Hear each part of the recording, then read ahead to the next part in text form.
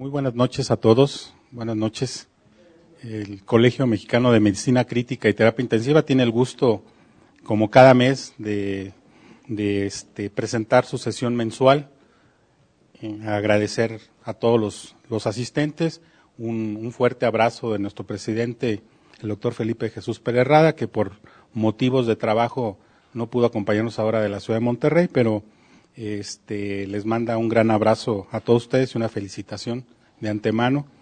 Y bueno, hoy vamos a tener el gusto de estar con el doctor Alfredo Ponce de León. El doctor es internista, el doctor es infectólogo, actualmente es el jefe del laboratorio de microbiología del Instituto Nacional de Ciencias Médicas y Nutrición, el Hospital Salvador Subirán. El doctor también es investigador nacional. El doctor nos va a hablar de un tema muy interesante, muy importante, sobre un antibiótico o un grupo de antibióticos que creo que todos los hemos utilizado en nuestras unidades de terapia intensiva. Va a hablar sobre los carbapenemos, el pasado, el presente y el futuro de estos antibióticos. Entonces, pues yo creo sin más preámbulo, vamos a pedirle al doctor que por favor nos ilustre, por favor, doctor, y bienvenidos y muchas gracias a todos. Muchas gracias por la invitación y quiero empezar la plática diciendo que este tema es muy apasionante. Yo, dentro de las cosas que más me gusta hacer, que es investigación en antibióticos, siempre he encontrado en los carbapenemos algo muy importante que espero transmitirles el día de hoy. O sea, como infectólogo, pero más como microbiólogo, este es sin duda el grupo de antibióticos más potente que existe. No hay algo más potente. Y espero hoy a entender el por qué es tan importante el que los preservemos y por qué tenemos que aprender a utilizarlos de una manera muy juiciosa, ¿no? Todos derivan de este hongo que se llama Streptomyces cattleya. Es el hongo a partir del cual se puede aislar la molécula inicial, y esta molécula inicial tiene algunas peculiaridades que ha hecho que la evolución, como un árbol genealógico así, se dé a través del tiempo. La primera cosa importante es que tiene un reemplazo muy franco del grupo disulfuro que se encuentra en esta región, a diferencia de los beta-lactámicos convencionales, y en el anillo hay una doble alfa hélice que lo hace particularmente estable, excepto con imipenem, que se le tuvo que agregar, como vamos a ver, la cilastatina, porque este anillo justamente era sujeto de que se pudiera hidrolizar por una enzima renal. Pero tienen además en esta posición un radical hidroxietil en esta posición 6 que le confiere estabilidad en contra de beta-lactamasas de espectro extendido. Todo este grupo de fármacos, entonces, desde el punto de vista farmacológico, se diseñó, se sintetizó y se hizo para evitar la acción de beta-lactamasas de espectro extendido y de otras beta-lactamasas de las clase A, C y de la clase A. ¿Por qué es tan importante esto? Bueno, porque en toda la estructura, fíjense cómo todos lo que difieren uno de otro, obviamente son los radicales, cada una de estas moléculas son diferentes. Quitando imipenem, que si es hidrolizado por esta de hidropeptidasa 1 del riñón, todos los demás son estables porque están sustituidos, el grupo metilo en posición beta está sustituido, y eso a meropenem, a ertapenem y a doripenem les permite la estabilidad y por lo tanto no necesitan un inhibidor de la DHP1 para poderse excretar a través del riñón. Entonces, el mecanismo de acción de estos fármacos fue seleccionado de manera especial, no es al azar, son fármacos tan finos, que fueron diseñados precisamente para cumplir esta función. Para entrar, las cefalosporinas y las penicilinas habitualmente utilizan unas proteínas de membrana externa que se conocen como OMP-C y OMP-F. Estos son los canales preferenciales y son canales muy poco selectivos, o sea, dejan pasar otras sustancias y no nada más cefalosporinas y penicilinas, pero como son tan poco y tan pobremente selectivos, preferirían obviamente otras cosas entrar en lugar de ellas. Y no solamente hace eso, sino la inmensa mayoría de las bacterias, desde las salmonelas y todas las enterobacterias que tienen sobreexpresado OMP-C, es muy fácil que muten y entonces el antibiótico no pase hacia el espacio periplásmico, y esto genera un mecanismo dentro de los todos que se pueden tener para mayor facilidad para hacer resistencia.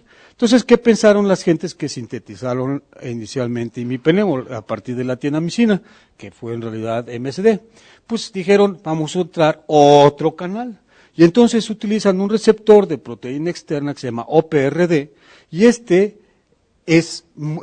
presente en mucho menor cantidad y es menos selectivo. Entonces esto le permite entrar solamente a través de este poro, y este poro, al estar en menor cantidad, cuando llega el antibiótico a ese poro y lo cubre, pasa muy fácilmente y se pega a donde tiene que hacer su función.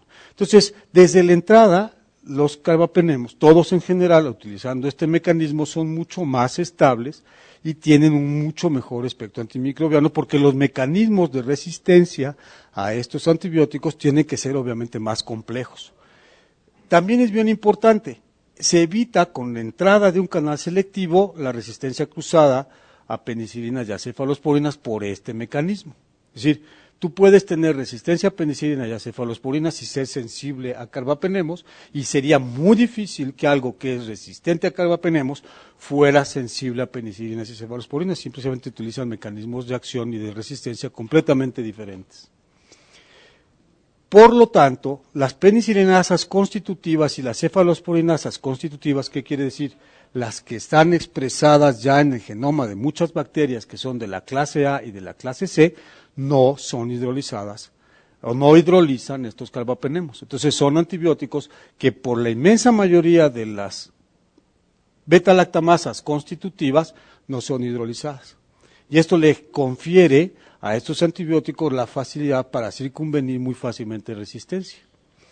Y por último, cada uno de ellos tiene un blanco, que es la proteína fijadora de penicilina o PBP, de muy alto peso molecular, que además, al ser de alto peso molecular, está expresada en menor cantidad.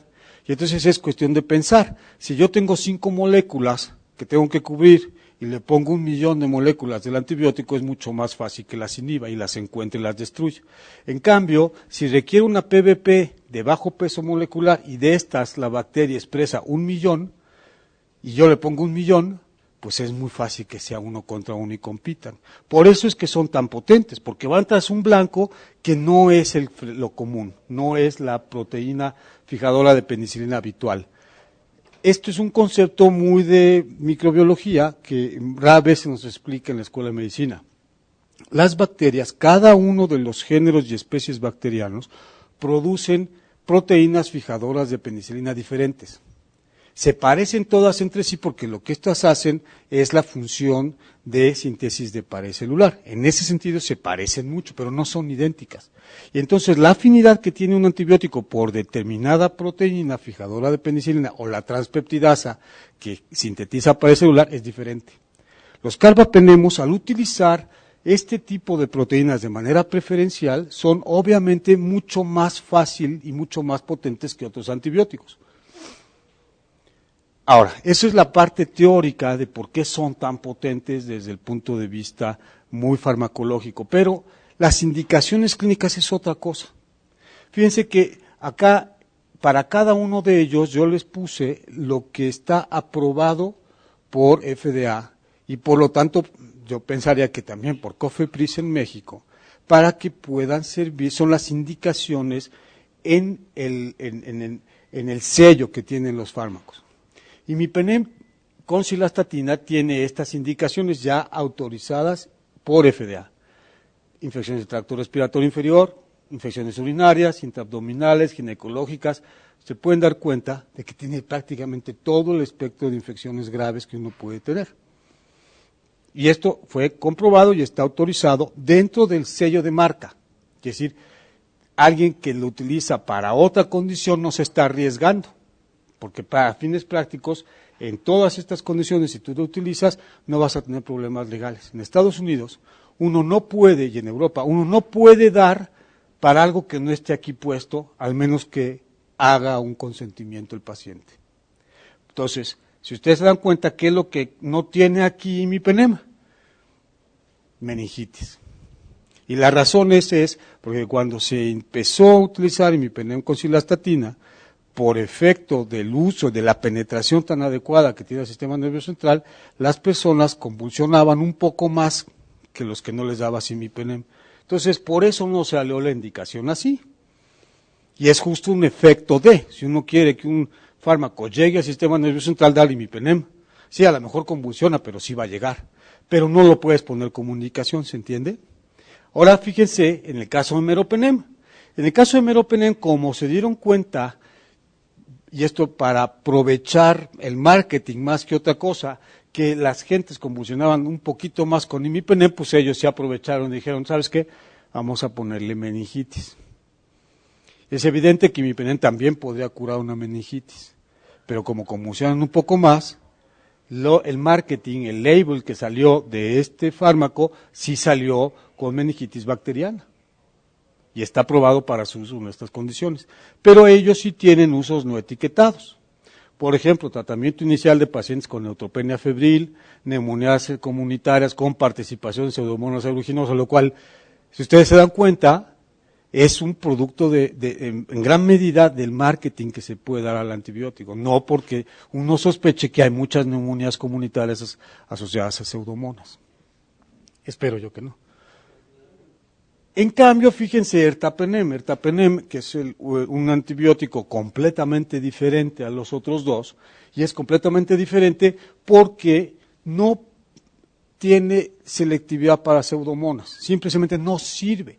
Y la razón por la que no sirve es porque no tiene un blanco similar en pseudomonas, así de fácil. O sea, está construido y se dieron cuenta, y yo creo que lo hicieron casi a propósito, porque son drogas casi de diseño, para que no tuviera actividad en contra de pseudomonas. Y la razón fundamental era, necesito un carbapenemo que pueda utilizarse en la comunidad. Entonces, ertapenem tiene todas estas indicaciones, para todo esto está aprobado, y es un chorro, pero siempre y cuando no sean organismos no fermentadores, específicamente pseudomonas. Y desde luego tampoco Acinetobacter baumannii. Simple y sencillamente porque la proteína blanco no está presente en este tipo de gérmenes y porque además, no quiere decir que sea porque pseudomonas o Acinetobacter produzcan una beta-lactamasa que inhiba al ertapenem. No, ese no es el mecanismo. Son naturalmente resistentes porque simplemente el blanco no existe. Entonces, ¿cómo ataco algo que no puedo identificar? Para todo esto se tienen aprobaciones a través de una serie de estudios que vamos a ver conforme vean la plática, que hace que ertapenem sea ideal para infecciones que no son del hospital. Y entonces siempre surge la duda de para qué y por qué utilizaba un antibiótico que no puedo utilizar en terapias intensivas en frente de intensivistas, y la razón es, bueno, pues que teníamos que tener algo muy poderoso los que no trabajamos pacientes de terapia, porque ustedes tienen muchas otras opciones. Y la tercera opción de las que sí cubren pseudomonas es doripenem, que es el último de los carbapenemos que se ha sacado al mercado, y también tiene indicaciones muy precisas.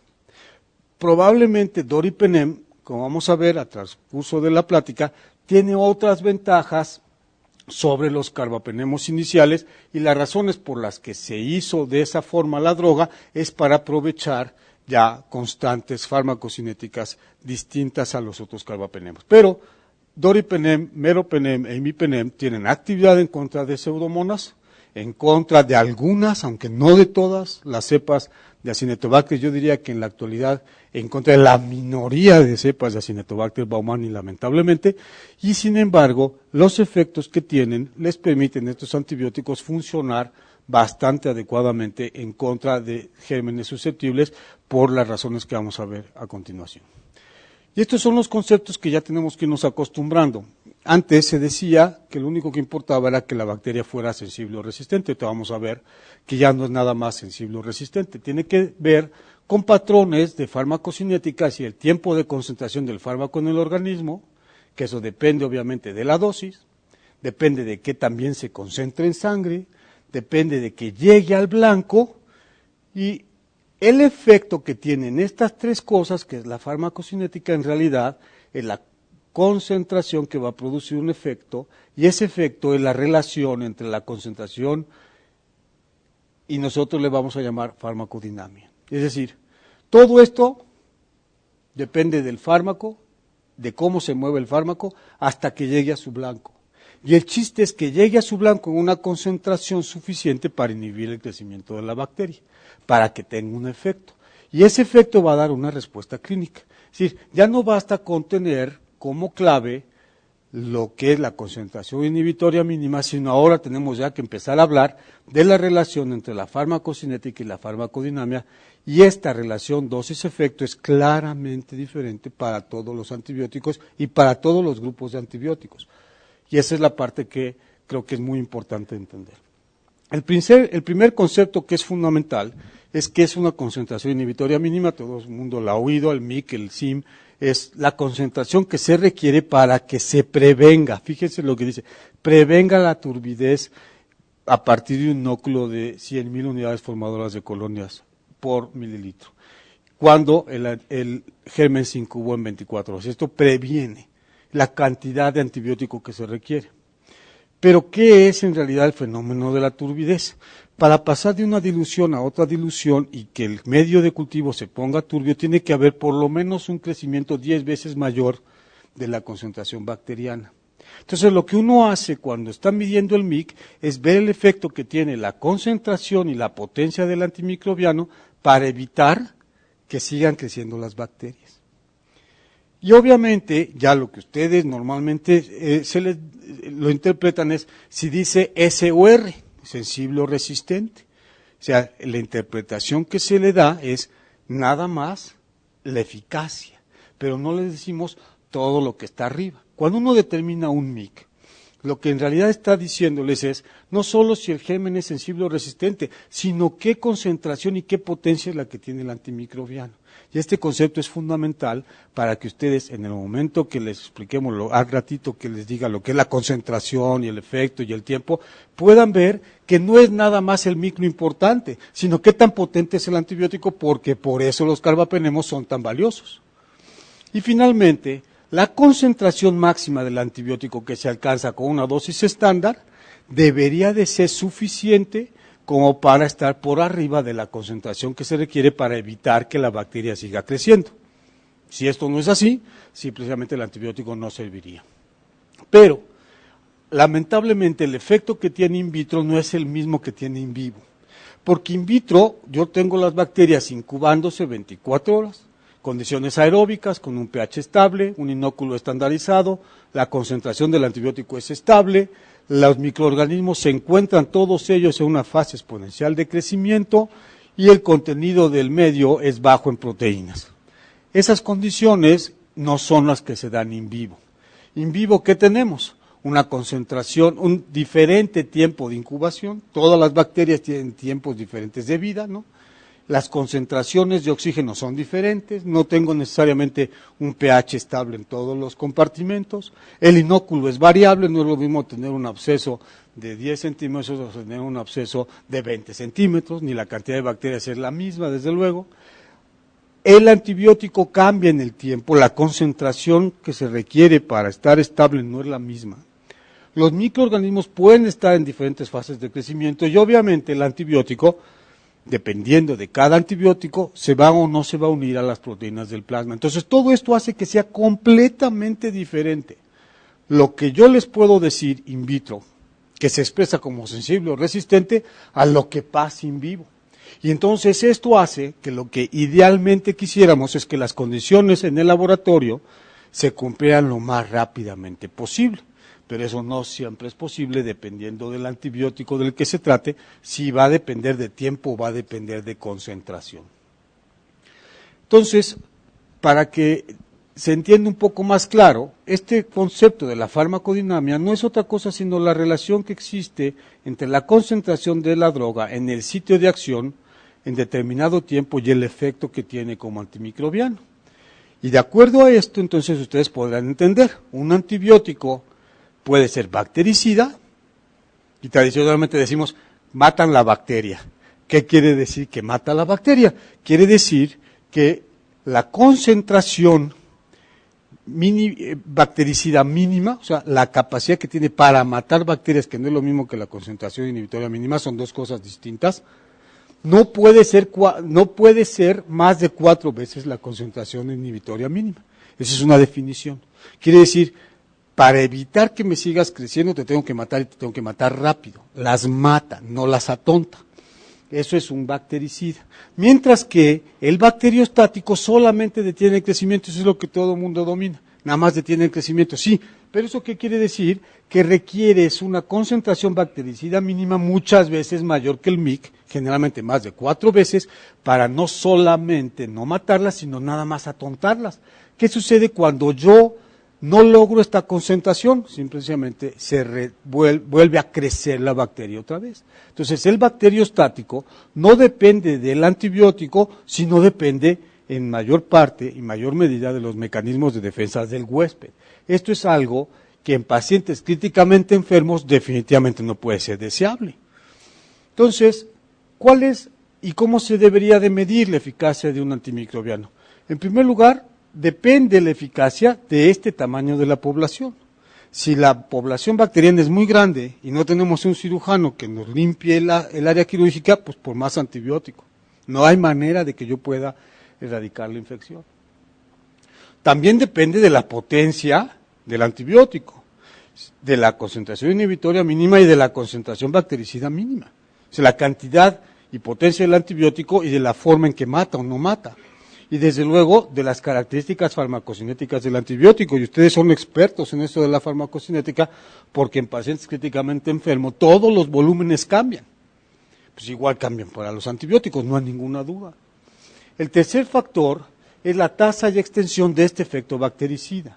Si el antibiótico queremos que mate, y mate tiene que matar rápido.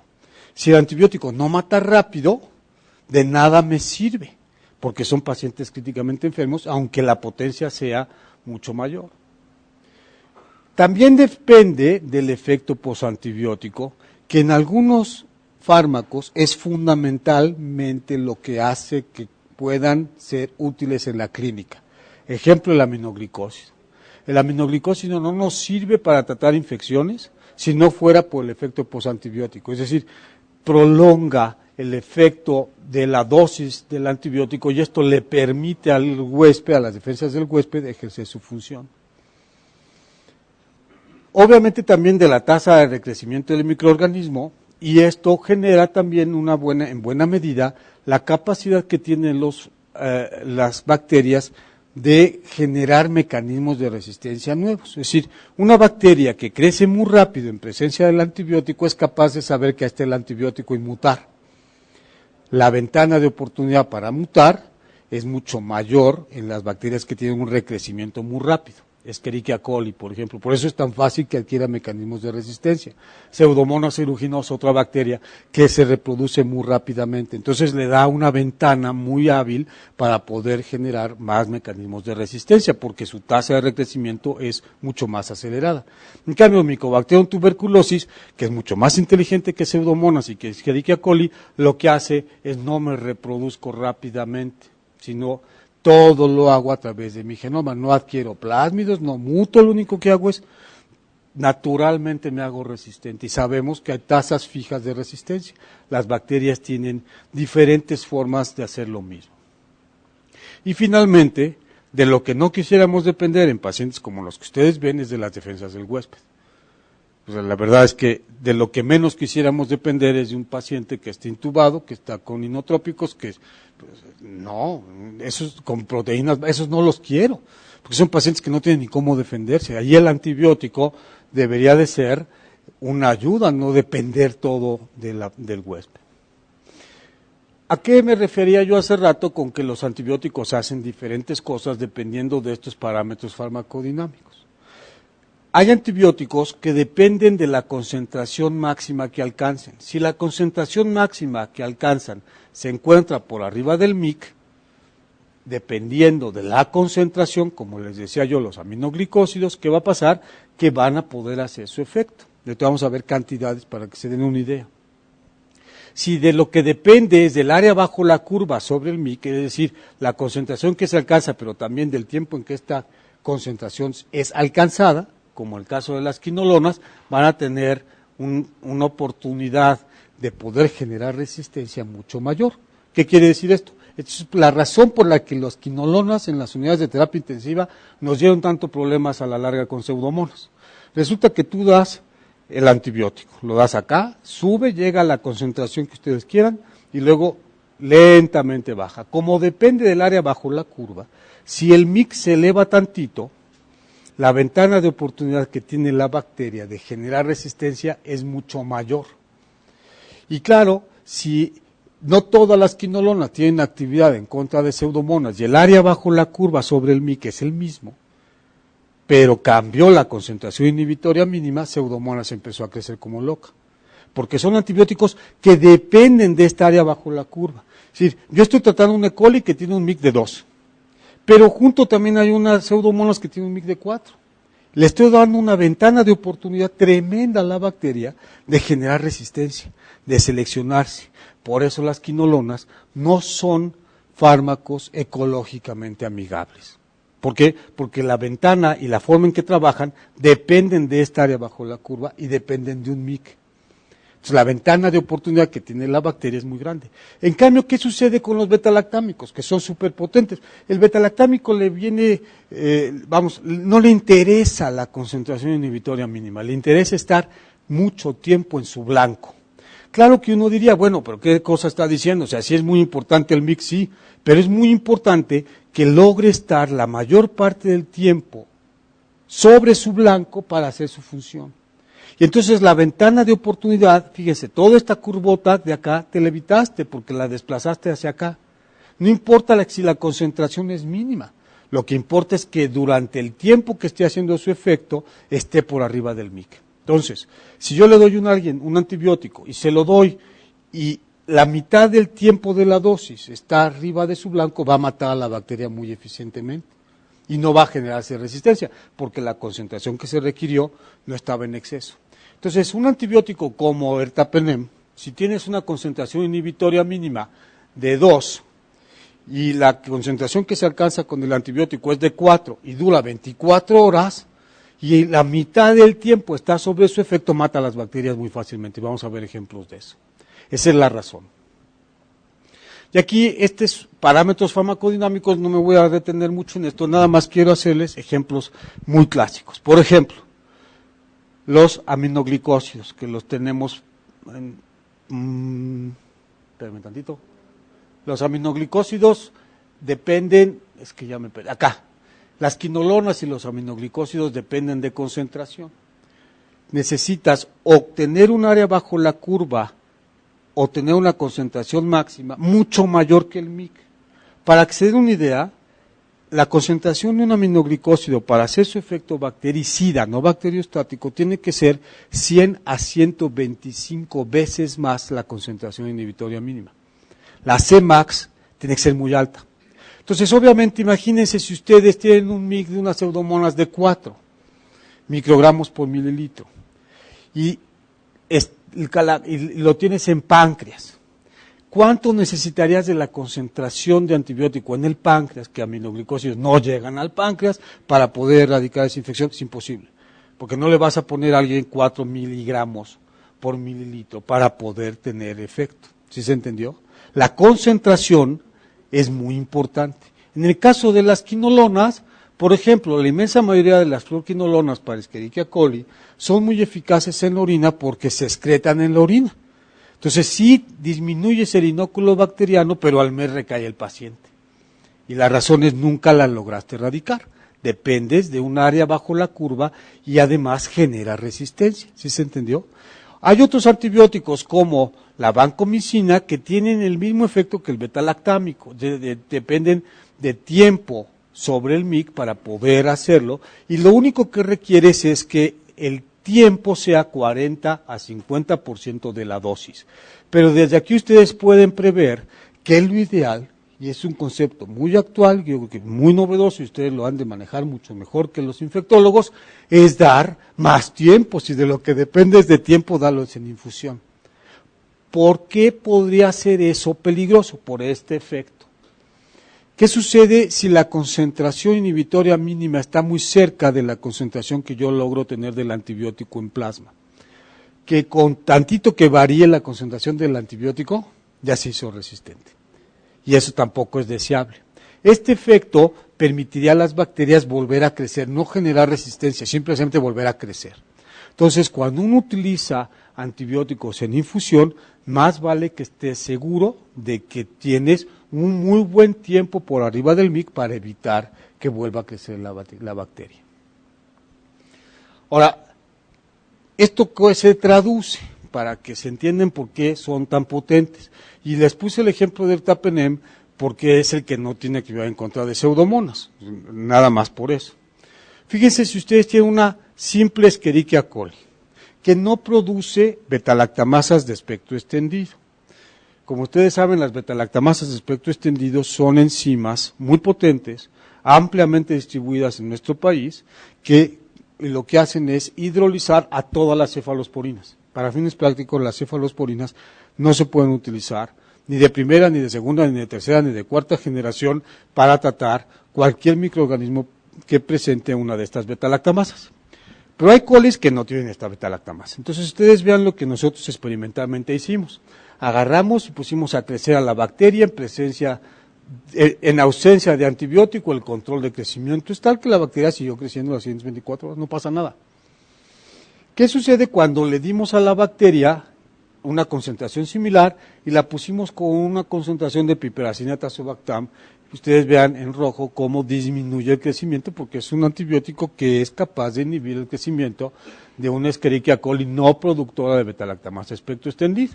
Como era de esperarse, la mata, pero si se dan cuenta, las mata mucho más lentamente. ¿Qué sucede cuando uno le pone ceftriaxona? Pues también la mata. Y la mata, de hecho, más eficientemente que piperacina tazobactam por mucho. Porque la ceftriaxona no es tan mal antibiótico si el germen no es productor de betalactamasas de espectro extendido. Pero el Tapenem, que está diseñado para matar E. coli, pues las mata. Y las mata rápido. Pero ¿qué sucede cuando pusimos el Tapenem en presencia de una Escherichia coli que sí era productora de betalactamasa espectro extendido? Para empezar, lo que era esperable es que ceftriaxona, es que ya no se ve muy bien el ceftriaxona, que es esta amarillita, pues inhibiera parcialmente a la bacteria, por lo menos. Pero ¿qué sucede después de 24 horas? Que vuelve a crecer la bacteria. Así pasa. ¿Qué sucede cuando una E. coli productora de betalactamasa espectro extendido le pusimos piperacina tazobactam? Creció igual que el control. Simple y sencillamente, piperacina tazobactam, si no logras tener una concentración muy alta, va fácilmente a crecer una Escherichia coli productora de betalactamasa espectro extendido, simplemente porque el efecto es errático. Y en este experimento, que pudiera haber parecido para ustedes así como, esto suena comercial, la realidad es que lo único que hicimos fue una coli, y esta coli es una coli de cepa de laboratorio, no es un aislado clínico. Entonces eso permitió estandarizar el método. Nunca nos imaginamos que iba a ser un organismo auxótrofo de piperacilina. Un organismo auxótrofo es aquel que se alimenta de la bacteria esta, si se dan cuenta, come piperacina tazobactam, cosa que no es deseable. Como es un E. coli de laboratorio no importa, pero yo tengo algunas Mycobacterium tuberculosis que son auxótrofas de isoniazida, lo que ha generado la resistencia. Eso es una de las razones por las que hay que tener mucho cuidado cuando uno utiliza el antibiótico y no es particularmente sensible. Sí sé. Auxótrofo. Sí. Sí, está muy bien. Sí. Entonces, es que para que esté un poco más fuerte esta cosa. Entonces, miren, cómo acá, auxótrofo quiere decir que se alimenta de. Para esta bacteria, si ustedes ven el medio de cultivo, le sirve para crecer, igual que le sirve para crecer el tener piperacina tazobactam. Entonces, si ustedes se dan cuenta, el Tapenem, sea o no sea una bacteria productora de betalactamasa espectro extendido, le da igual.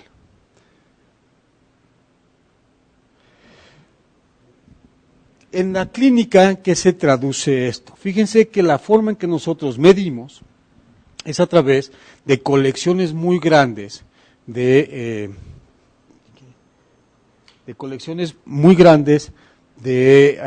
bacterias, ¿no? Por ejemplo, para poder sacar las concentraciones 90 a diferentes antibióticos, digamos, de estafilococo dorado, se requirieron entre 900 y 1000 para sacar las concentraciones más representativas, y etcétera, así se hace. Entonces, cuando nosotros decimos 0.03 microgramos por mililitro, y este es el MIC 90, quiere decir que el 90% de los estafilococos dorados se inhibieron en una concentración no mayor de 0.03 microgramos por mililitro. Entonces, si ustedes comparan la actividad de imipenem, meropenem y doripenem, se dan cuenta que los números no son iguales. Como después se va a quedar la presentación con ustedes y la pueden ver más lentamente, es evidente, se puede ver así de primera vista, que meropenem requiere una concentración mayor, mucho mayor, porque no es así como que esto es nada más 3 o 4 veces, no es una dilución y otra dilución y otra dilución, es mucho mayor para inhibir 90% de los estafilococos dorados. Y hay otro 10% que no se inhibieron con esta concentración, requirieron mayores concentraciones. Y así uno puede ver, por ejemplo, Streptococcus pneumoniae, todos son muy parecidos. No parece estar jalando, ahí va. Bacillus anthracis, ni siquiera se sabe la concentración que se requiere de doripenem porque no ha habido suficientes bacterias como para tener una colección lo suficientemente grande. Pero sí pueden ustedes ver claramente que ya Klebsiella y Enterobacter requieren de una concentración de imipenem mayor.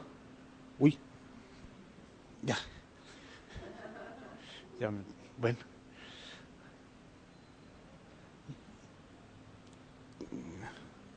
Klebsiella pneumoniae y Enterobacter requieren de una concentración mayor de imipenem para inhibirse que de meropenem y de doripenem. Es decir, meropenem y doripenem son más potentes en contra de esta bacteria. Eso es lo que quiere decir. Cuando uno ve organismos ya no fermentadores, no tan metabólicamente activos y un poco más peligrosos como aeromonas, por ejemplo, empiezas a ver que las concentraciones son más altas. ¿Sí alcanzan ustedes a ver? Entonces ya se requiere de una concentración de antibiótico mucho mayor. Y cuando llegamos a las reinas de todas, que son las divas, que son Acinetobacter y Pseudomonas, aquí sí ya está de espantar. Porque miren la concentración que se requiere, por ejemplo, de meropenem para que el 90%, algo está pasando y no sé qué es, pero bueno, para que el 90% de las cepas de Acinetobacter se inhiban con meropenem, se requiere una concentración de 8, y eso ya es resistente. ¿Sí queda claro? Sí, un microorganismo que da 8 microgramos por mililitro ya es resistente, entonces ya no se puede inhibir al 100% de los Acinetobacter ni de chiste. Prácticamente, para que se logre esto, la inmensa mayoría, o por lo menos más de la mitad de esas cepas son resistentes a meropenem en el caso de Acinetobacter. Si ustedes se dan cuenta, imipenem y doripenem tienen mejores concentraciones inhibitorias mínimas, pero no son de presumir. Están a una dilución en el caso de doripenem y a 2 diluciones en el caso de imipenem de hacerse resistentes. Entonces la probabilidad, si yo bajo tantito la concentración del antibiótico de que se genere resistencia es mayor. Esa es la razón por la que... Y ahora, si nos vemos y vemos pseudomonas, ustedes me van a decir, oiga, estamos perdidos, sí, pero es que la concentración inhibitoria mínima del efecto que tiene clínico, este 32, este 16 y este 4 no es lo mismo que este 8. Para cada bacteria hay un MIC sensible o resistente. No es igual el MIC para pseudomonas que para Acinetobacter. Entonces se considera resistente un MIC de 8 para meropenem y Acinetobacter. ¿Quedamos? Para Pseudomonas aeruginosa se requiere un MIC de 16. Entonces, ¿cuáles son resistentes? La inmensa mayoría de las pseudomonas en esta colección son o ya requerirían más, por lo menos más de la mitad de una concentración de 32 de imipenem, que quiere decir casi todas esas pseudomonas son resistentes. ¿Sí? Casi todas. Para meropenem de 16, casi todas, si no es que todas son resistentes. Eso no se puede saber con los números, es una probabilidad nada más. Y pudiera ser que algunas de doripenem sean sensibles y otras sean resistentes. Pero definitivamente la concentración no es la misma. Ese concepto es bien importante. Nosotros a ustedes les decimos sensible o resistente, pero es mucho más complicado. Parece que ya no está tan sencillo decir qué es sensible y qué es resistente, porque para cada bacteria hay un punto de corte dependiendo del efecto clínico que tiene. No crean ustedes que eso es nada más porque se nos ocurre el numerito. O sea, tenemos que ver, hay tablas específicas del efecto que tiene en la clínica.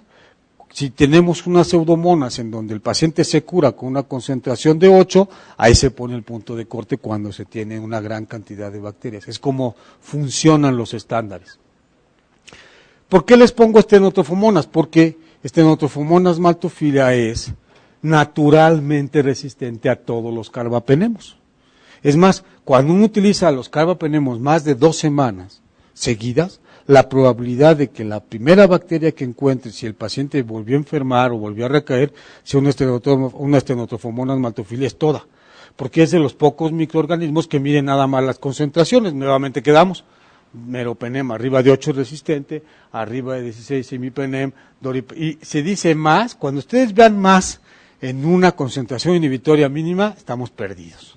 Quiere decir que si el MIC90 es más de esto, ya es resistente. Por eso sabemos las concentraciones para cada antibiótico de lo que se considera como sensible y resistente. Ya ni para qué haces diluciones, ni gastes tu antibiótico, es resistente ya. Entonces, Stenotrofomonas es naturalmente resistente a imipenem, meropenem, doripenem, y aquí no les pongo ertapenem porque ni caso tiene, ni siquiera la deberías de probar. Para reafirmar un poco este concepto, y aquí más esquemáticamente, fíjense cómo hay MIC90 y MIC50, se pueden medir cualquiera de las dos, en este caso son MIC90, y miren cómo las concentraciones 90 de los diferentes antibióticos no son iguales. 0.5 doripenem, 2 imipenem, 1 meropenem. ¿Qué quiere decir esto? Bueno, que obviamente en este ejemplo, en este grupo de pseudomonas, el más potente fue doripenem, el menos potente fue imipenem, lo cual es esperable. Digo, imipenem tiene 25 años de uso. Mientras que en Acinetobacter baumannii, meropenem tiene una concentración 90 muy alta, ¿no? A una dilución de convertirse en un problema. Cuando uno ve Bacillus gram negativos resistentes, quiere decir, ya estoy trabajando con un Citrobacter que fue resistente a ceftazidima, por ejemplo. Miren dónde está meropenem. Siguen siendo sensibles, pero es mucho más que las concentraciones de los otros dos antibióticos, y eso es repetido y consistente. En todas las bacterias resistentes es más probable que los mix a meropenem, aunque sigan siendo considerados sensibles, sean más altos. En cambio, con los cocos no hay ni duda. En contra de cocos gram positivos, meropenem no es nada bueno excepto con neumococo sensible, pero contra todos los demás los mix son mucho mayores. Y aquí sí, y eso es algo ya muy reconocido, si uno tiene y quiere utilizar un mic para un estafilococo, es evidente que tendríamos que buscar imipenem y no ninguno de los otros dos que tienen actividad en contra de pseudomonas. ¿Cuáles son las ventajas de uno y de otro? Bueno, las ventajas es que ya uno puede jugar con concentraciones en plasma diferentes. Aquí les pongo el ejemplo de doripenem porque es el único que fue diseñado para eso. Desde que se diseñó el antibiótico se consideró que se pudiera dar en infusión prolongada, a diferencia de imipenem y de meropenem, que cuando se diseñaron fueron para darse en pulsos. Entonces, ¿por qué se hizo doripenem de esta manera? Pues me imagino que para sacarle ventaja al marketing, es evidente, pero además para sacarle ventaja al fármaco. ¿Qué sucede cuando tú das en pulso el doripenem? Que llega, sube y baja. Su vida media es bastante más corta de lo que uno quisiera y por eso pues la pones en infusión. Y fíjense el tiempo que puede estar en infusión. En infusión, el doripenem siendo estable, las 4 horas de infusión, y por lo tanto las concentraciones caen a partir de la 6ª hora. Tienes más del 50% entre cada una de las dosis por arriba del blanco que tú estás utilizando Doripenem es muy bueno y está hecho para darse en infusión, y casi todo este tiempo tan prolongado va a estar por arriba de los mix. Estos son los mix y esto es la meta fraccionada. El tiempo que se gasta el antibiótico arriba de su blanco es lo que nos va a generar la potencia y la probabilidad de que se haga resistente. Pues evidentemente, si tú pones Doripenem en infusión, tienes este amplísimo rango de posibilidades de que no se haga resistente y que te cubra la bacteria. Esa es la razón por la que se prefiere siempre utilizar Doripenem en infusión y no en pulso. En pulso lo más probable es que nada más tuviéramos poquito tiempo, los mix, quién sabe dónde estén, caen muy rápido las concentraciones, probablemente se haga resistente. Por esa razón es mejor, si un antibiótico está diseñado para darse en infusión, que se dé en infusión prolongada. Ahora, los antibióticos pueden desarrollar resistencia muy fácilmente. Entonces siempre se pensó, si yo utilizo ertapenem o utilizo un carbapenemo, puedo generar muy fácilmente resistencia. Y entonces les dio mucho miedo a la gente porque dijeron, híjole, man, o sea, le pongo algo así de potente y genero resistencia, voy a crear un monstruo. Entonces, en el primer ensayo, cuando se hizo la comparación para sepsis abdominal de ertapenem contra piperacina tazobactam en el estudio pivote, se pensó, vamos a ver si esto es real. Y la forma de hacerlo hay de dos, o esperando a que se genere un cambio en el nicho ecológico, o viendo al terminar el tratamiento cómo quedaban los pacientes. Entonces, para ellos fue muy sencillo agarrar y decir, bueno, les voy a dar tratamiento y al empezar el tratamiento voy a ver en las heces fecales de esos pacientes qué tantos microorganismos son productores de beta-lactamasa de espectro extendido. Y si hay una selección de beta-lactamasa de espectro extendido con carbapenémicos, nosotros deberíamos de verlo al final del tratamiento expresado. ¿Qué fue lo que sucedió? Pues sucedió que no pasa así. Cuando empiezas el tratamiento, hay muy pocos organismos BLES, tanto cuando utilizaste ertapenem como cuando utilizaste piperacina tazobactam. Pero ¿qué sucede después, al finalizar el tratamiento o 2 semanas después? Al finalizar el tratamiento, el 12% de los pacientes tenían cepa resistentes a piperacina tazobactam, después de haber utilizado el fármaco 2 semanas. Y no solamente eso, producían beta-lactamasas de espectro extendido 2 semanas después de haber concluido el 2.6%. Quiere decir que, a diferencia de ertapenem, piperacina tazobactam era más fácilmente que produjera un efecto ecológico. Ese es como se interpretan ese tipo de estudios.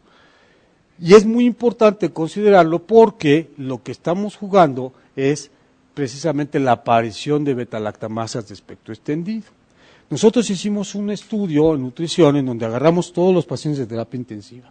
Cuando llegaron y durante el tiempo que estuvieron en terapia intensiva, 3 veces a la semana, tenía yo un residente que se llama Juan Luis Mosqueda, que siempre se burla de mí porque después fue secretario de salud del estado de Guanajuato, y es bastante más chico que yo. Pero él, durante su estancia en nutrición, tenía que irme a coleccionar heces de pacientes cada tercer día durante meses, y el paciente no estaba colonizado. Juan Luis se quejaba de todo porque, como siempre así son a veces, son de techillones. Entonces, el hacer estudios de colonización es asqueroso. Imagínense estar coleccionando muestras y muestras y muestras de heces y estarles buscando una bacteria específica. Entonces, como se quejaba de todo, lo que nosotros diseñamos fue un medio de cultivo en donde solamente se crecieran E. coli productoras de beta-lactamasa espectro extendido. Ya más fácil no se la podía yo poner al doctor Mosqueda, ¿verdad? Ya ultra seleccionado, lo único que tenía que hacer era cachar las heces, ahí sin ni modo, eso ya no lo va a hacer yo, ¿verdad?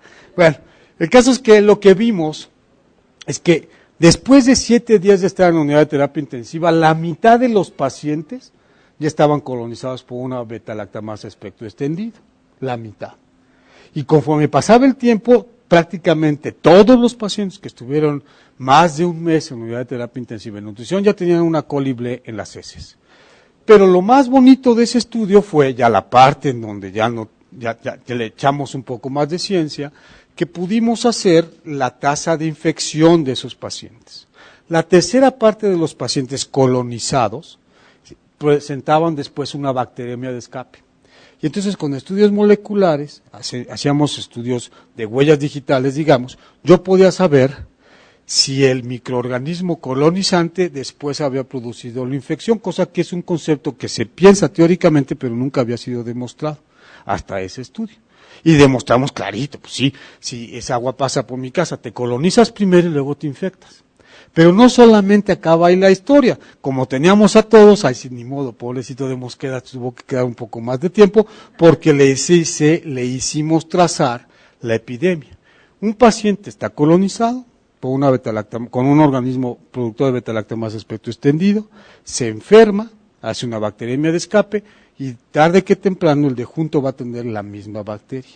Entonces podíamos trazar, antes de que se colonizaran, la siguiente infección. La tasa de infección y de bacteremia es así, la tercera parte de los colonizados se infectan ya hacen una bacteremia, no hacen cualquier infección, es una bacteremia. Entonces, el fenómeno de la colonización por organismos más peligrosos es muy importante. Por eso en nutrición, la verdad es que si nosotros tenemos un paciente que en la unidad de terapia intensiva hace una bacteremia, por lo menos clínicamente, no voy a estar pensando en que tiene un germen baboso. O vamos a pensar que tiene el más malo de todos los malos. Por esa razón, nosotros, además de que teníamos un chorro de Klebsiella, las productoras de beta-lactamasa espectro extendido, es muy difícil que empecemos una cefalosporina en el momento actual. Cualquier paciente, dentro de la terapia o fuera de la terapia intensiva, o es piperacina tazobactam o es un carbapenemo. Si está en terapia intensiva, un carbapenemo con actividad en contra de pseudomonas. Si no está en la unidad de terapia intensiva, ertapenemo. O piperacina tazobactam, eso depende, ahí sí, de cada médico. Pero entonces las beta-lactamasas son un mecanismo muy socorrido de producción de problemas, pero no es el único. Para que se genere resistencia al carbapenemo, no basta con una producción de una beta-lactamasa. Se requiere además de que disminuya la permeabilidad de estas porinas que les platiqué al principio. Se requiere además de que el antibiótico sea sacado rápidamente del espacio periplásmico para que no esté en contacto con su penicilina, con su proteína fijadora de penicilina, y muy rara vez que tengas una pobre afinidad o una alteración en estas. Son mecanismos extraordinariamente raros y distintos. Las beta-lactamasas, para que se haga un organismo resistente a carbapenémicos, tienen que ser carbapenemasas, no nada más beta-lactamasas de espectro extendido, es decir, antibióticos, enzimas específicas. ¿Cuáles son las que nosotros conocemos, las más frecuentes? Las metaloenzimas, que son de la clase B. Estas metaloenzimas a la bacteria le cuesta mucho metabólicamente conseguir zinc, por ejemplo. Entonces son muy poco frecuentes, pero son las más potentes. Y vamos a ver que en México sí hay de estas, pero ahorita vamos a ver la parte epidemiológica. Y también hay otras que son de la clase A, que son menos potentes, que no tienes que incorporar un metal, como la famosa KPC1, KPC2 y la nueva del IM1. Estas son carbapenemasas que no dependen de la incorporación de un metal y por lo tanto son más fáciles de producir. Digamos, si hablamos de economía, a la bacteria le podría convenir mucho más que la otra. Como vamos a ver, las metaloenzimas sí existen en todas partes del mundo y había pocas KPCs, hasta que los colombianos, que nos quejamos de la droga y no nos dimos cuenta que lo que nos estaban pasando son KPCs. Estas KPCs son peor que la droga, porque cuando tienes muchas KPCs, ya no te funcionan los carbapenemos. Pero no solamente los carbapenemos, no te funciona ningún beta-lactámico. O sea, si tú tienes una E. coli productora de una KPC, no te funciona nada lo suficientemente bactericida. Y entonces cuando empiezas a meterle colistina, que como depende de concentración que damos, requieres concentraciones mucho más altas y eso aumenta la toxicidad. Y si le empezamos a mover, las KPCs vinieron a colonizar Estados Unidos. México, afortunadamente, no hay tantas KPCs todavía. Pero para allá vamos, como siempre, nos gusta copiar todo. Pseudomonas y Enterobacter lo que hacen es que o hay ausencia o la regulación de la prurina que permite la incorporación del antibiótico es muy baja. Entonces, ese mecanismo es uno de los más socorridos por pseudomonas. Ok, no te voy a producir una beta-lactamasa, simplemente no te dejo entrar. Entonces, si tienes una mutación en OPRD y eres una pseudomonas, es más fácil que seas resistente a carbapenemos.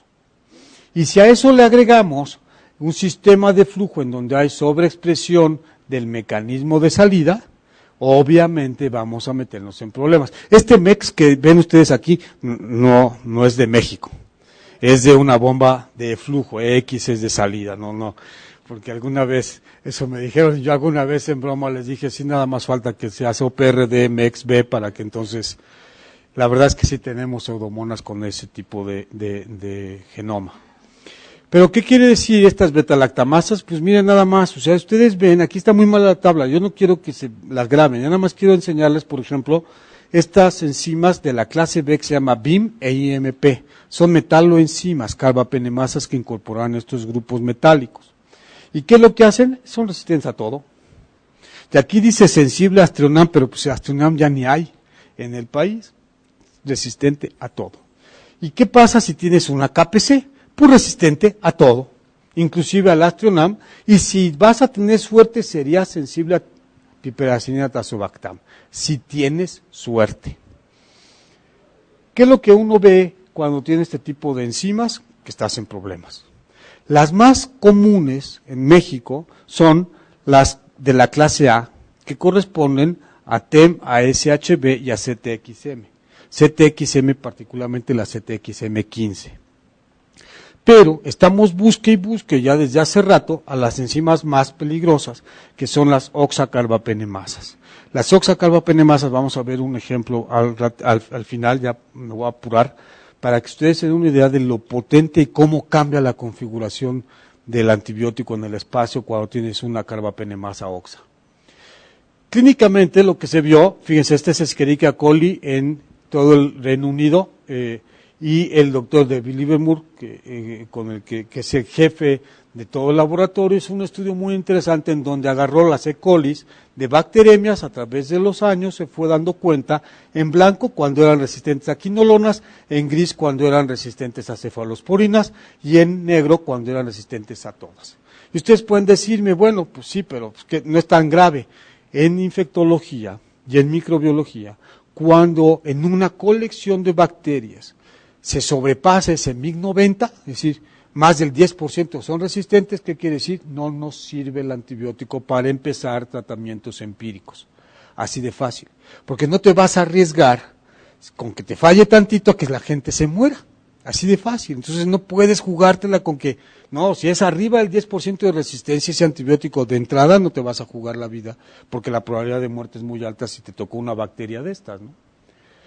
Entonces, este es un estudio, un artículo muy interesante en donde se fueron viendo la distribución de la CTXM en particularmente Klebsiella y en Escherichia coli. Ustedes se pueden dar cuenta que México no tiene a propósito, pero ya obviamente desde hace varios años, hace como 5 años, describimos las Klebsiellas y las E. coli con CTXM15, que son del mismo genotipo. Pero ¿por qué es importante esto? Nada más para que se den cuenta que en todas partes se cuecen habas. Hay regiones del mundo donde la cosa es caótica. Y claro, nosotros fuimos los primeros en el país de describir la BIM2. La BIM2 es una metalo-betalactamasa con actividad de imipenemasa. ¿Qué quiere decir? Esa se inhibe imipenem. Entonces, obviamente, una pseudomonas que tiene esa capacidad, pues se puede esparcir muy fácilmente, que es lo que ha pasado, y que por eso en muchas de las unidades de terapia intensiva de nuestro país no nos funciona ya también el imipenem, pero ahí sí es por actividad, muy probablemente de una imipenemasa. Hay un estudio muy interesante que auspició Merck y del cual nosotros participamos desde hace ya 12 años, que se llama SMART. En este SMART lo que se hace es que se coleccionan aislados los primeros 50 pacientes con sepsis abdominal o con infecciones de vías urinarias. Nosotros mandamos sus aislados a un laboratorio central en Estados Unidos y así lo hacen 108 centros en el mundo. Hay 8 centros en el mundo que han estado los 12 años en este estudio, uno de ellos es nutrición y el Hospital Civil de Guadalajara. O sea, nosotros tenemos ya 12 años participando con esos primeros 50 pacientes que tienen sepsis abdominal y lo que hacemos es ver qué pasa con el perfil de susceptibilidad. Y nos tocó por fortuna hacer el primer análisis del estudio SMART ya hace unos cuantos años. Entonces nos agarramos los primeros 5 años, del 2003 al 2007, y hicimos el de América Latina, y fíjense la parte relevante. En amarillito es E. coli, y vean cómo en el 2003 menos del 10% de las E. coli eran productoras de beta-lactamasa espectro extendido, pero para el 2007 ya el 28% eran productoras de beta-lactamasa espectro extendido. O sea, la capacidad que tiene esta bacteria de aumentar. Y eso no obviamente nada más fue en México. Esta es la prevalencia de cepas productoras de beta-lactamasa espectro extendido en los casi 20,000 aislados de todas partes del 2003 al 2007. Y aquí viene por área, región, ¿no? Entonces, Asia-Pacífico es la más, donde hay mayor prevalencia de Escherichia coli, Klebsiella y demás. Productora de beta-lactamasa espectro extendido, seguido de América Latina. ¿Y qué es lo que eso sucede? Bueno, aquí esta es la prevalencia de E. coli ble, se dan cuenta a nivel mundial como ya a nivel mundial el 25% de las cepas, conforme pasaron los años, se hicieron resistentes. Pero ¿qué sucede en América Latina? Si tú tienes una E. coli ble, no quiero que vean los perfiles de susceptibilidad, que son los colorcitos. Quiero que vean la cantidad de blancos que hay, porque esas son las resistentes. O sea, si yo tengo una E. coli ble, miren nada más, conforme, este es el 2003, 4, 5, 6, 6, 7, desde el 2003, menos de la mitad eran sensibles al levo, menos de la mitad eran sensibles a cipro, pero para el 2007, menos del 20% eran sensibles, o sea, el 80% eran resistentes a quinolonas. Y eso no tiene nada que ver con que sean productoras de beta-lactamasa espectro extendido. Es independiente, son mecanismos diferentes. Acuérdense ustedes que para hacerse resistente a una quinolona tienes que tener una sola mutación en un gene de la girasa A o el gene de par C, que son los dos topoisomerasas que enrollan el DNA de las bacterias. Entonces, ¿qué quiere decir? No solamente eres coli ble, sino además de que no te sirven todas las cefalosporinas, tampoco te sirven las quinolonas. ¿Qué ha pasado en México? En México este es el análisis que nosotros hicimos del 2002 hasta el 2010 y siguió en el 2011 y en el 2012, nada más que ya no. Pues en México no nos podíamos quedar y ser más malos que los demás. Esta es la región, esta es América Latina. Si ustedes se dan cuenta en rojo, es menos que el doradito. Quiere decir que en México les ganamos a todos los países de América Latina por mucho en E. coli ble. En México tenemos una mucho mayor probabilidad de que un Escherichia coli en la panza o en la orina sea resistente y sea productora de beta-lactamasa espectro extendido a que sea sensible y no productora de beta-lactamasa de espectro extendido. Y esto es grave, porque si nosotros tenemos una coli ble, quedamos, si ustedes ya vieron, no podemos darle ni cefalosporinas ni quinolonas. No nos queda otra más que carbapenemos. En Pseudomonas es un verdadero problema. Y me quedo, ya casi termino la plática, pero me quedo con Pseudomonas porque,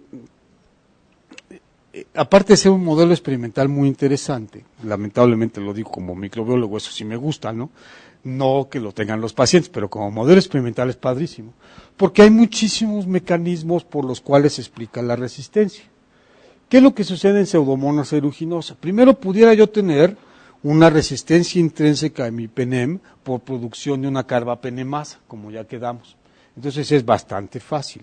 Esto, cuando hay resistencia intrínseca, se confiere por una alteración en OPRD, y entonces lo que sucede es que si tú tienes resistencia en mi penem, puedes o no tener resistencia a meropenem y a doripenem. No son iguales.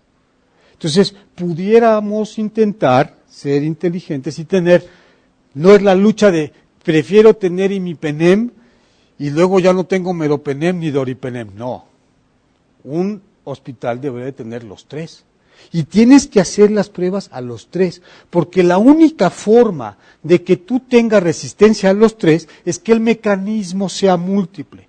O tengas una carbapenemasa, que quedamos que todavía es raro, o tengas una alteración en OPRD y sobreexpresión de bomba de flujo.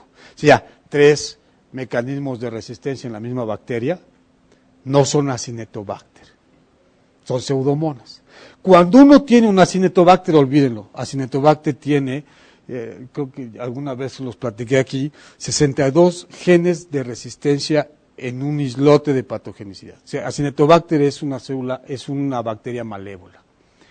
Yo les decía de este efecto de mutaciones puntuales en la selectividad del antibiótico. Y miren cómo no es, esto que parece un cuento de hadas es una realidad.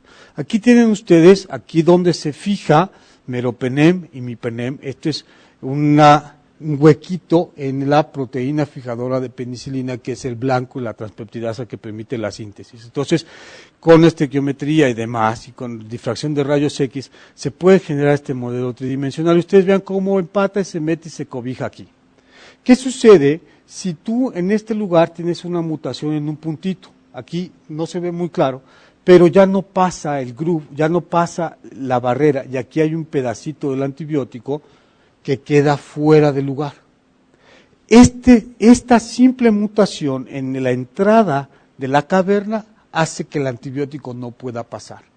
Si tú tienes una mutación en OPRD, eso es lo que va a pasar. Con una sola mutación puntual. Entonces la bacteria no es ninguna tonta. Lo único que hace es, pues te cambio la porina, te cambio tantito la porina, el canal de flujo, y ya no pasa. Y se atore, se queda atorado. ¿Qué sucede cuando tú tienes, en el caso específico de Pseudomonas aeruginosa, una sola mutación? Aquí está el sitio en donde alojaría el antibiótico, una sola mutación aquí o una sola mutación acá, y ya hasta se conocen los sitios puntuales donde mutó. Pues que a lo mejor pasa, pues a lo mejor se atora, se dan cuenta que aquí está el anillito. No pasa. La bacteria es mucho más hábil que nosotros. No son inventos y cuentos, son cosas reales, estos son experimentos reales. En conclusión, yo creo que sí es muy importante que reconozcamos que son los fármacos más, algo hago mal aquí, pero son los fármacos más potentes que existen, de eso no hay ninguna duda. Tan potentes son que a pesar de más de 20 años de uso, imipenem sigue siendo útil en muchos casos en contra de muchos gérmenes, y esto es algo que es muy importante, que habla del reconocimiento que se tiene que hacer hacia el grupo de antibióticos. Son muy buenos antibióticos. Ertapenem es ecológicamente más amigable, no selecciona resistencia, pero, y aquí es donde yo siempre digo, las indicaciones tienen que ser seguidas. Y tenemos que ser estrictos en el empleo del antibiótico, y tenemos que darlo el menor tiempo posible. La verdad es que sonaría muy padre decir, utilízalo 2 semanas. La inmensa mayoría de las guías te dicen, utilízalo ya entre 5 y 7 días. Una infección que no lograste arreglar en más de 7 días, en este momento es que no controlaste el fuente de infección y vas a generar mucha resistencia. Lo mismo pasa con cualquier otro antibiótico, pero los carbapenemos son tan preciados que quisiéramos que eso nunca sucediera. En el instituto nosotros tenemos 8 años de utilizar ertapenem, pero también podemos utilizar ceftriaxona, cefepima, lo que el médico decida y quiere usar. ¿Qué es lo que hemos nosotros visto desde que se introdujo ertapenem? El doctor Carlos Rodríguez Osorio, que le gustan las matemáticas y también es terapista, pues se los digo, seguramente lo conocen, se puso junto conmigo a jugar a modelos y nos dimos cuenta que cuando nosotros metimos ertapenem, mejoramos la susceptibilidad de nuestras pseudomonas a cipro. Simplemente porque, ¿para qué usábamos cipro? Ya no. Quitas presión de selección, mejora la susceptibilidad. Cuando metimos ertapenem, la susceptibilidad a meropenem en Pseudomonas aeruginosa mejoró. A imipenem mejoró. Por eso nosotros pensamos en este tipo de análisis que a largo plazo el que tú metas un antibiótico así de potente, lejos de producirte problemas, te va a dar beneficios. Pero si nada más tuviéramos chance de utilizar ertapenem, quién sabe qué pasaría, porque mucha gente empezaría a utilizarlo en sitios y nichos en donde no va.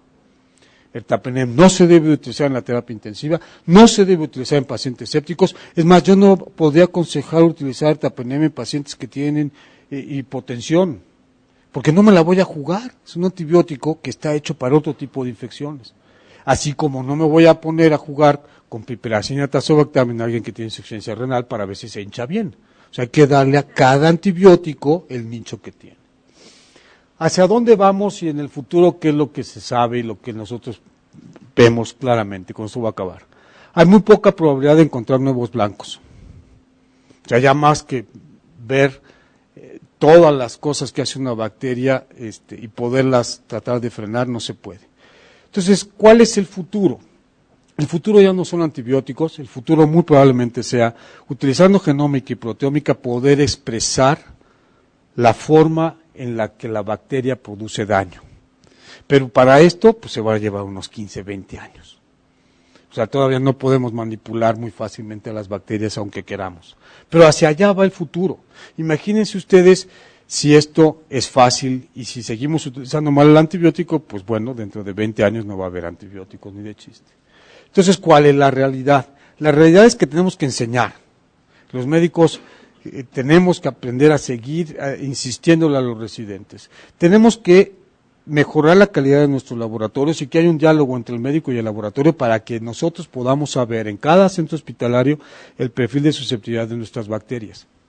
Y tenemos además que descalar de manera oportuna. O sea, si yo ya logré saber que mi Escherichia coli es sensible a cefalotina, es un ejemplo burdo porque eso ya no existe, pero vamos a pensar que existe. Y no le cambio a cefalotina, porque el paciente está muy bien, estoy cometiendo un error. Es el mismo error que haberle dado cefalotina al principio sabiendo que la probabilidad de resistencia es altísima. Y que a los 3 días, mejor si le doy ertapenem o piperacillina tazobactam o ceftriaxona, ¿no? ¿Sí se entiende el ejemplo? Entonces, es lo mismo escalar que descalar. El efecto medible es cuando me equivoqué 3 veces la tasa de mortalidad, cuando medio me equivoqué porque no descalé es el doble, o sea, no es inocuo y el efecto ecológico es muy grave. Entonces tenemos que enseñar y tenemos que empezar de esta forma, con una terapia inicial muy amplia y descalar oportunamente. Eso implica buenos laboratorios, buen diálogo y que ustedes soliciten cultivos antes de poder hacer cualquier maniobra. Segundo, y que no se nos puede olvidar, tenemos que estar muy, muy enfáticos en las unidades de terapia intensiva y en todo el hospital de las políticas de barrera, porque si nosotros queremos controlar los brotes, que nos los tiene que ya estar diciendo la epidemiología molecular en tiempo real, o sea, yo ya tengo que tener un laboratorio que me pueda decir si el Acinetobacter que tiene el paciente de la cama 1 es el de la cama 2, porque o es presión de selección de antibióticos o es mal control de infecciones, y en la maniobra es muy diferente, una es quitando antibióticos y la otra es lavándote las manos. Uno frena los brotes cuando sabe. Con la epidemiología molecular en tiempo real, nosotros en el instituto hace 2 años logramos controlar el primer brote de Acinetobacter en 20 pacientes. Nuevamente se volvió a presentar el brote este año. ¿Qué volvimos a hacer? Hicimos otra vuelta de epidemiología molecular, seguimos viendo una sola clona predominante, lo único que tú requieres es control de lavado de manos, no retirar el antibiótico. Y esto solamente nos lo da el conocimiento. Pero, finalmente, tomar muy en cuenta las consideraciones farmacológicas. Saber si va a haber daño colateral por estar utilizando un antibiótico mal utilizado, por eso de no descalar. Tomar en cuenta, sobre todo en las unidades de terapia intensiva, que los parámetros de distribución del fármaco no son los mismos en las condiciones habituales de los enfermos. Esto es muy importante. Y en mis sueños, yo quisiera que en lugar de estar midiendo glucemias capilares, pudiera yo medir concentraciones de antibiótico.